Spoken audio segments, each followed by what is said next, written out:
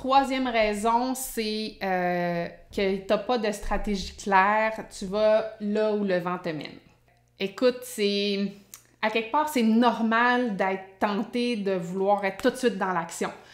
C'est normal parce qu'on a le goût d'avoir des résultats tout de suite, on aime ça quand ça bouge, on aime ça quand on met des choses en place et tout ça, mais de gérer ton marketing, tes coms, tes réseaux sociaux, puis en fait tout ce qui est dans notre univers de com marketing, un peu à l'inspiration puis au feeling, c'est, je dirais, le pire plan que tu peux faire, la pire chose que tu peux faire pour ta business.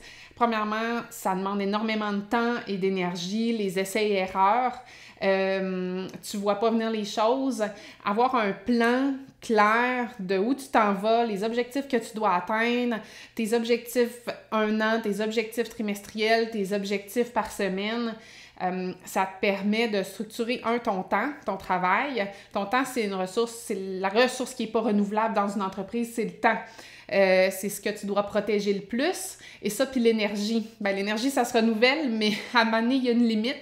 Donc, de structurer ton travail en fonction de tes objectifs d'affaires, tes objectifs de vente, pour après ça, que ton marketing, tes communications viennent soutenir ces grands objectifs-là, c'est la clé qui va te permettre d'être capable de mesurer, de savoir qu'est-ce que tu vas faire, puis comment tu vas mesurer, puis qu'est-ce que tu veux atteindre, et d'après ça, de subdiviser tes étapes de travail. De gérer une business au feeling, ça prend... faut garder quand même une certaine partie de nos agissements qui sont instinctifs. Ce qui est le plus beau dans l'entrepreneuriat ou dans des postes décisionnels en entreprise, c'est l'instinct du décideur, mais à un moment donné, il faut asseoir ça sur un plan, il faut le canner, puis il faut dire « OK, c'est ça qu'on fait ». Donc, un plan, puis avoir une stratégie claire, c'est le nerf de la guerre.